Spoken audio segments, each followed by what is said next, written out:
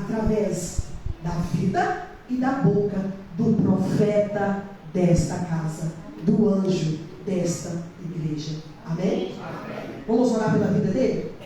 Soberano Deus, Pai Celestial, Pai amado e Pai querido, já se encontra, Deus, no altar do Senhor, a vida do profeta desta casa, a vida, Deus, do anjo desta igreja, a vida, Deus, deste homem que foi escolhido pelo Senhor para pastorear, para servir, para obedecer, para ouvir o chamado do Senhor e viver sobre as ordenanças do céu.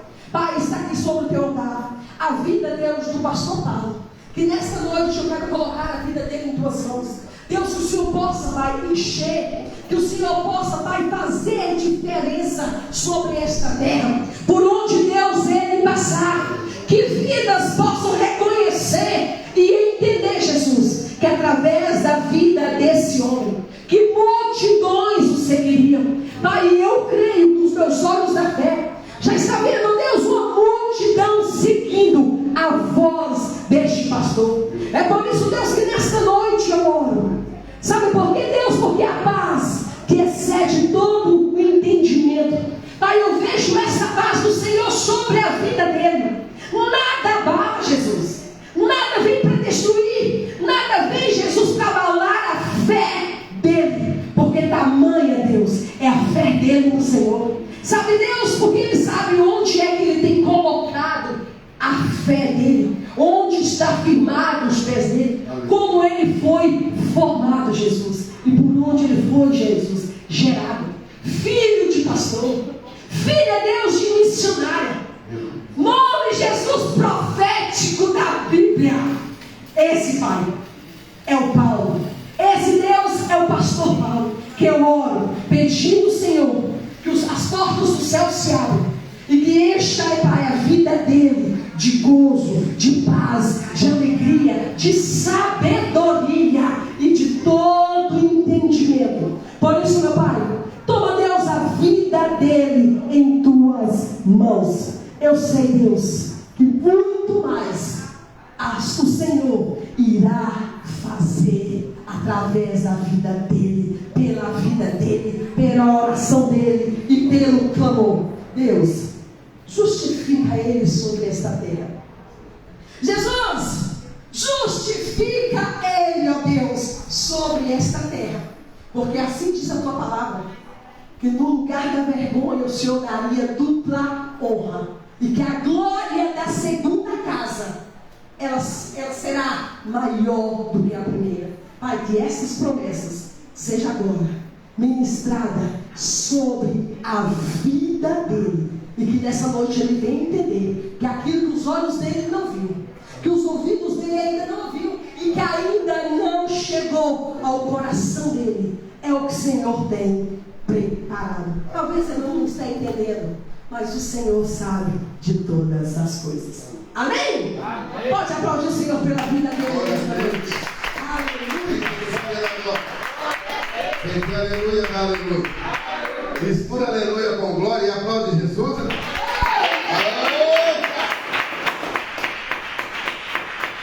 Vamos render vocês. Abre comigo a Bíblia no livro de Efésios. Aleluia. Efésios 1. Glória a Deus. Efésios 1. Glória a Jesus. Irei eu para a linda cidade, Jesus me dará um lugar, os crentes de todas as idades, a Deus hei de sempre louvar, o céu tem muita saudade. Efésios, capítulo 1, versículo de número 10. Amém? Glória a Jesus. Diz assim a palavra do Senhor: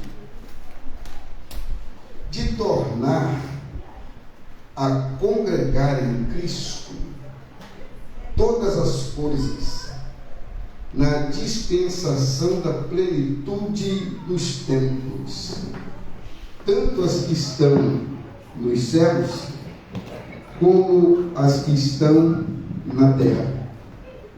Nele digo que em quem também fomos feita herança, havendo sido predestinados conforme o propósito daquele que faz todas as coisas segundo o conselho da sua vontade, a fim de sermos para louvor da sua glória, nós, os que primeiro esperamos em Cristo.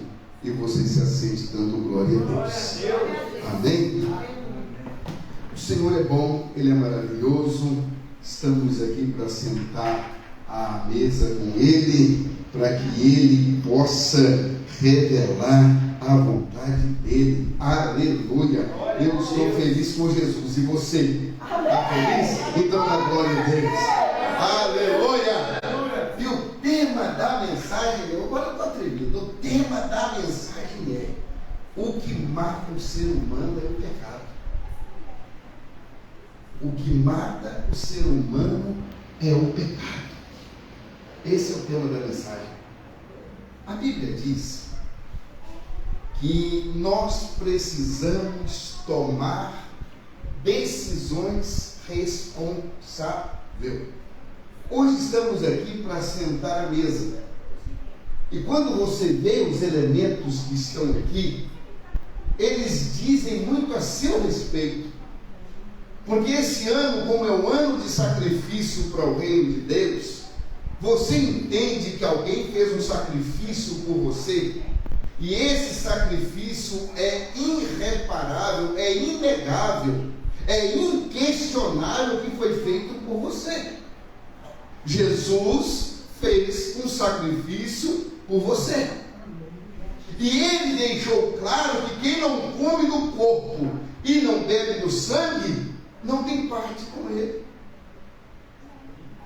O que te faz vir à ceia é justamente isso: entender que o que mata o ser humano é o pecado. Porque o ser humano no pecado, ele não vai participar de Cristo.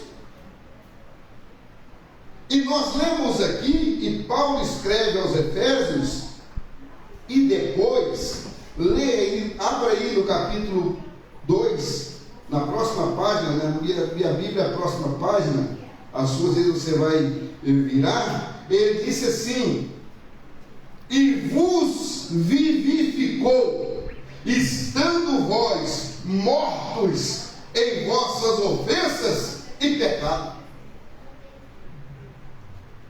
E no versículo 2: em outro tempo andaste segundo o curso deste mundo, segundo o príncipe da potestade do ar, do espírito que opera nos filhos da desobediência.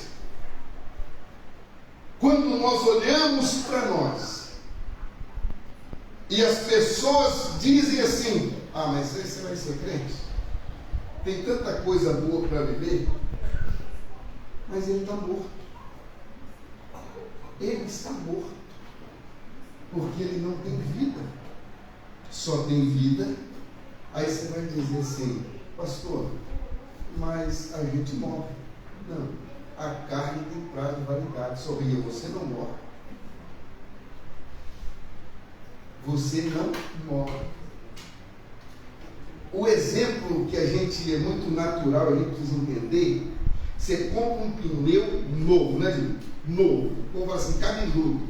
Você roda, leva, dá uma reforma, leva, dá duas, na terceira eles reformam sem garantia. E quando esse pneu, se ele não cortar, se ele rodar e lisar, você vai passar no barranco para ver lá. E alguém diz assim: um pneu dura na natureza 400 anos. Não dissolve. Ele vem, é usado, ele resiste, ele é usado, e quando acaba ele continua pneu. A tua carne não vai entrar no céu. porque você vai ter que ter um corpo glorificado. Paulo escreve aos Coríntios: aquele que tem em Cristo nova criatura é, as coisas velhas se passaram e tudo se faz novo. A tua estrutura carnal, ela volta de onde veio, que é a terra. Mas a estrutura que Deus vai requerer depois, para a eternidade com Jesus, ou para a condenação no inferno, não morre. E o único lugar que não tem arrependimento de pecado é no inferno. É bem assim. O inferno é comparado com você sentar na cadeira do dentista. E ele mandou você abrir a boca e falar: vai ter que fazer um canal, você perdeu o dente. Você fala assim: chupei bala demais. Por exemplo, põe a mão aí. Hoje você faz um implante, coloca lá um substituto. Mas você não tem como negar de falar assim: eu não sabia. Ninguém poderá dizer naquele dia que não sabia que estava morto. Todos estavam mortos, inclusive eu. E a decisão responsável é de se aproximar à palavra de Jesus, de buscar a Jesus, de servir ao Senhor, de agora fazer um sacrifício. Sabe por quem? Por você mesmo. Jesus pagou, te deu a liberdade, e aí ele te diz: a cada 30 dias, volta, coma do meu corpo, beba do meu sangue, e prova para o mundo que você, mesmo morto na carne, está vivo no Espírito. O que mata o ser humano é o pecado. E o ser humano não gosta de abandonar, de matar o pecado. Como assim, pastor? Quando você vem aqui, a serra, você diz para o pecado: você pode até tentar, mas você não me mata. Porque não pode morrer quem já morreu. Não pode morrer quem já morreu. E quem um dia estava morto e foi ressuscitado por Cristo, entende o que ele está falando no seu espírito nesta noite. Jesus, ele veio exclusivamente para ressuscitar dos mortos o morto. Em João 11:25, Jesus ele diz que ele é a ressurreição e a vida, e ainda que esteja morto, viverá. Amém. Por isso que às vezes a gente pensa muita coisa na hora de evangelizar alguém, do que dizer para alguém. Você vai dizer aqui: meu irmão, deixa eu te falar uma coisa, fica tranquilo, você está morto, só ainda chamou sua senha, mas você está morto. Para você viver, você tem que arrepender dos pecados que você carrega, confessar Jesus como seu Salvador e ser ressuscitado dos mortos. Glória a Deus. Essa que é a loucura do Evangelho.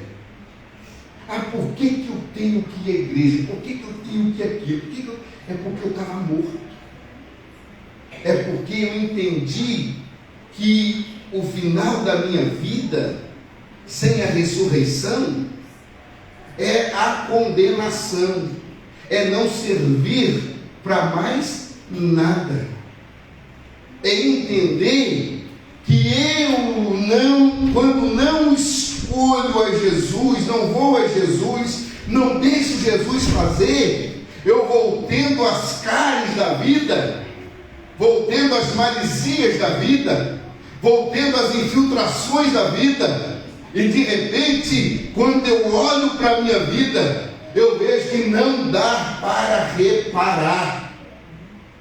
E é o único que pode reparar, é quem pode congregar nele todas as coisas. É quem tem autoridade para pisar na cabeça da serpente. É quem tem a chave da morte do inferno. É aquele que foi vivo, morreu, ressuscitou no terceiro dia e vai nos levar para morar com ele. Você dá glória! Eita! Aleluia! Quando nós vemos que todo principado, que todo inferno é sujeito a Cristo, e a gente sabia que Ele ia pegar a gente, que Ele não ia dar tempo para a gente, e a gente com muito medo procurou mais forte. E quem é o mais forte? É Jesus. Quem é o mais poderoso? É Jesus. Quem é o que pode todas as coisas? É Jesus. Quem é que esconde a gente nele? É Jesus. Quem é que sabe do seu passado, conhece o seu presente, está te esperando no futuro e diz: fica tranquilo que eu estou contigo. Come, bebe e fica comigo. E o resto você deixa que eu dou conta. Às vezes a gente quer nos diminuir, a gente quer às vezes ficar triste, a gente quer arrumar desculpa para sofrer. E Jesus chega e diz: você vai conhecer o mundo? O que é isso? O que está te faltando? Você estava morto. Agora você já está sonhando com o céu. Você já está pensando na cidade santa. Você já está rindo, você sabe que do lado lá para lá o negócio é ruim, é feio, é esquisito. Você sabe para onde você está indo agora. Então, quando nós temos uma decisão responsável, a única coisa que você precisa é ter uma decisão responsável de não ir para o inferno. Quando você vê, tem algo mais lindo que isso? Jesus disse: olha, estais em mim, as minhas palavras em vós, e tudo que me pedir vai ser feito. Estamos juntos. Decida de forma responsável a não querer nunca jamais ir para o inferno. Porque no inferno vai ser o lugar dos pecadores mortos. No inferno vai ser o lugar daqueles que muitas vezes, e olha aqui, no céu ninguém vai te reconhecer para te acusar, porque vai receber um novo nome. Mas no inferno o cidadão vai falar assim: rapaz, nós passou lá na porta daquela igreja, nós debochamos deles, hein? E sabe o que vai acontecer? O verminho. Sabe quando você vai pegar o saco de lixo da sua casa? Que tudo que era bom que você comeu, soprou, você põe lá, e aí 3 dias depois daqueles verminhos assim, cheio de enxofre, cheio de dente, o verme come e não consome, e a memória, tá entendendo? A memória vai ser apagada, vamos lá, rapaz. Nós tivemos oportunidade, nós zombamos, nós fizemos, nós tentamos tirar tanta gente, porque as pessoas acham que te tira da igreja. E eles falam: se a gente tentou tirar eles da igreja, você pode sair da placa da denominação, de congregar, você não pode sair de Jesus, porque se você sai desse amparo, aquele que habita no esconderijo do Altíssimo, a sombra do Onipotente descansará. Aí você não sai da sombra, e aí quando vem a luz, uma pastora diz ao cidadão assim: eu para o quê? Deus não. Pensa na sua cabeça, o que o cidadão vai invocar no inferno? O diabo está lá. Aqui ele pode zombar de você, da sua fé, da sua finança, da sua família, mas quando chegar lá, ele vai zombar, ele vai gritar por quê? Deus não vai responder, ele vai gritar pelo diabo. Deus vai assim: eu gosto da mesma situação. Eu também queria que todos estivessem aqui, mas eles estão para lá, não adianta mais. Por isso, a mensagem que eu quero colocar no teu coração, para você dizer para as pessoas: elas não precisam ter medo do inferno, não. Elas não precisam ter medo do diabo, também não. Elas não precisam ter medo da condenação, mas se elas continuarem mortas, elas vão ser mortas, sepultadas vivas. E aí vai ser difícil explicar lá. Quem recusa a confessar os pecados aqui, não vai precisar confessar eles lá. É igual na cadeira do dentista. Não precisa falar para o dentista nada não. Outro dia eu fui fazer um tratamento ali. O pessoal me recebeu. Toma um café. Como o negócio aí? Eu falei, mas eu vou comer. Não tem problema não. Isso é bonito. Pode comer. Bebe. Come um bolo de leite. Não. Um bolo de milho com não sei o quê. Um negócio. Uns 2 pedaços. Umas 3 xícaras de café. Aí quando chegou, falou assim: e aí, seu pobre? Eu falei, sou eu. Vamos ali, agora você lava a boca para nós ir lá. Eu falei, o que é isso? É assim. Quer dizer que para o dentista não pode sujar a boca. Você está entendendo? Aí o que eu quero te dizer? Não confessa os pecados aqui, não. Quando chegar lá, pode abrir a boca para o diabo, não, quer nem ver. Estamos condenados eternamente. E às vezes você tem sofrido, pensado em tanto de coisa, e com isso eu vou aprendendo e vendo Deus trabalhando, irmãos. Que aí às vezes a gente fica assim, mas é uma luta servir a Deus. É só você fugir do pecado, fugir do inferno. Onde é que está o inferno? Naquilo que vai te matar vivo. Aquilo que você sabe que vai te matar vivo, foge. Foge. Corra. Para que você vai se expor à vergonha? Para que você vai encarar algo que você já deu um passo enorme, já confessou Jesus, já disse que você é pecador e que você estava morto, e lá no IML celestial, espiritual, com a plaquinha já enrolada no seu dedo, Jesus chegou no dedão do pé, ainda por cima, Jesus chegou lá, bateu na sola do pé, levanta e vamos embora. Levanta e vamos embora. Levanta e vamos embora. Está entendendo? E agora, nessa altura da vida, nessa altura da sua jornada, você vai deixar que as coisas que Jesus venceu. Olha aí no capítulo 1, versículo 22.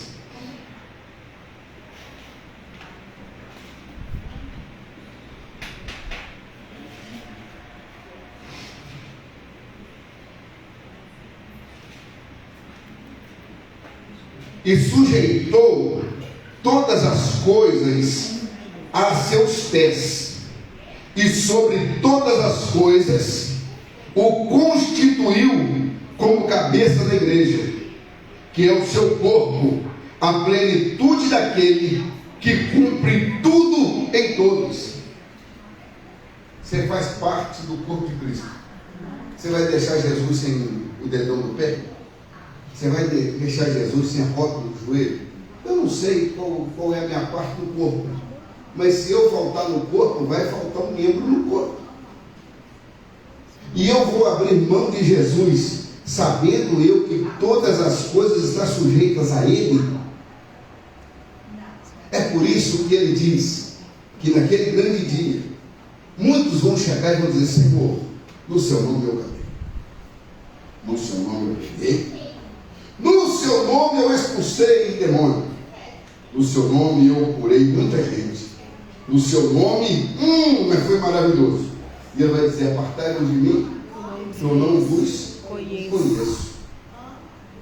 Porque todas as coisas é sujeita a Ele, e é Ele que vai dar a bênção da entrada com aquele novo nome. É Ele que vai fazer nova todas as coisas. É Ele que te comprou, é que vai estar na porta.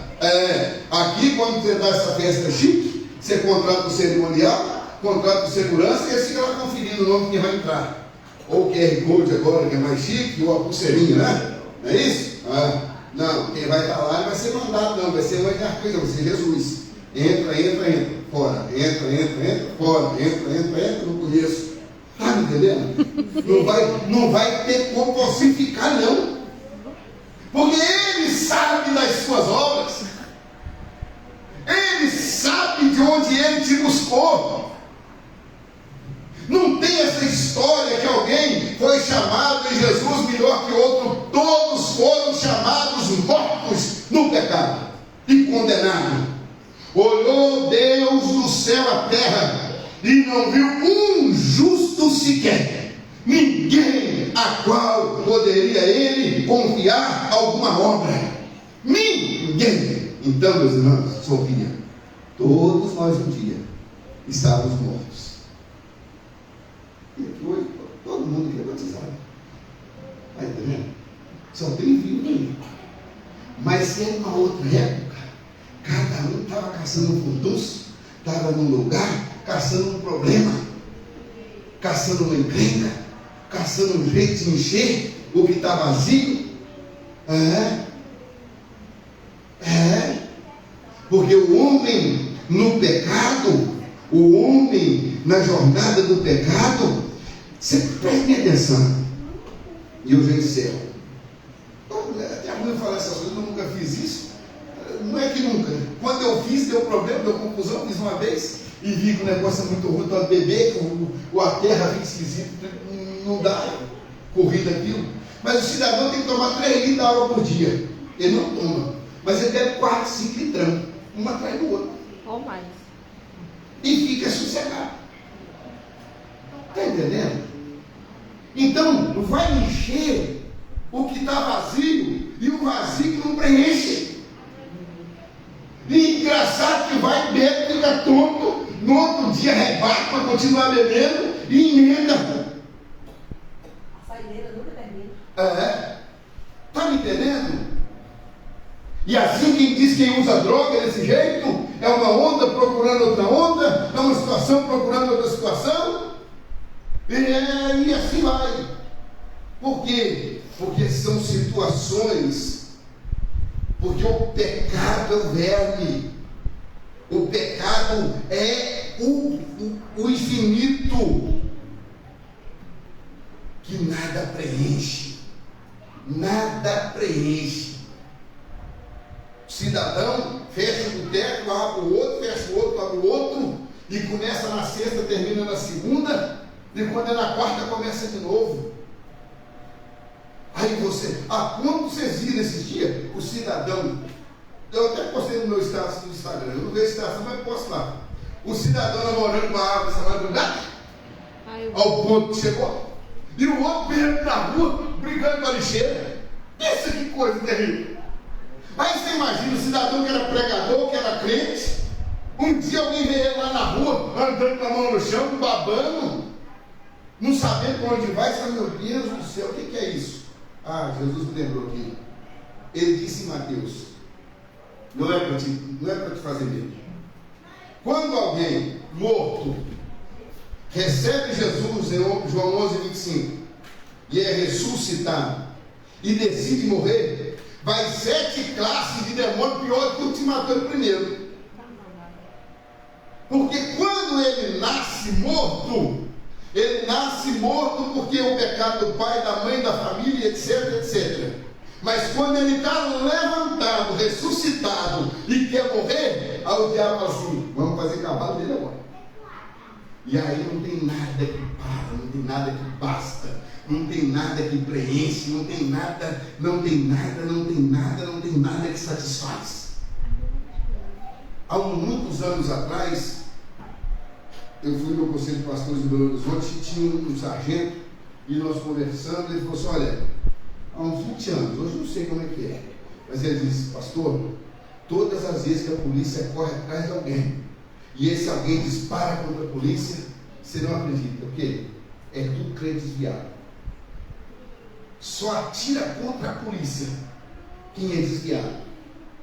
Eu lembrei disso agora, e é verdade, porque ele estava morto e viveu, e agora está cheio de demônio morto. Se Jesus te encontrou no ME deitadinho, só com o nome pendurado no dedão, imagina na mão do diabo agora cheio de capeta. O que o diabo está fazendo com esse cidadão? Fazendo guarda-chuva? Não. Já fez assim, ó, sobe com as barbatanas, e agora o diabo está usando esse para cutucar os outros. Você já viu que o crente desviado e endemoniado te perturba? Porque você ora, o diabo não sai. Você chama para a igreja, ele não vem. Mas ele é uma perturbação. Ele bebe, ele fuma, ele rouba, ele prostitui, ele fala, e pior, ele conhece a Bíblia de capa a capa e ele não se rende. É um guarda-chuva só babatando na mão do diabo. Está entendendo? E aí você vai pensar em deixar Jesus, sabendo que Jesus não te encontrou vivo, sabendo que Jesus te encontrou morto, sem recurso. Não é sem vida, não, irmãos. É morto, condenado, já pronto para ir para onde só há sofrimento. Mas pela misericórdia de Deus, Ele amou o mundo de tal maneira que deu seu Filho unigênito, para que todo aquele que nele crê não pereça, mas tenha a vida eterna. Deus é grande em misericórdia, e é uma oração que a pastora faz que eu arrepio, que diz: Deus, na tua ira, lembra da tua misericórdia. Deus tem misericórdia de você. Não deixa Jesus por nada, porque deixando Jesus, deixando a comunhão, deixando o partir do pão, a consequência é morte. Foi assim com Judas, e é assim hoje na atualidade com centenas de milhares de pessoas. E não é por condenação, é por causa da decisão responsável. Ninguém é irresponsável decidindo largar Jesus para voltar para o mundo, para voltar para a morte. Não, toda decisão é responsável. Amém? Seja ela para o lado de Jesus, seja ela para o lado do inimigo. Toda decisão, ela é responsável. Toda decisão é responsável.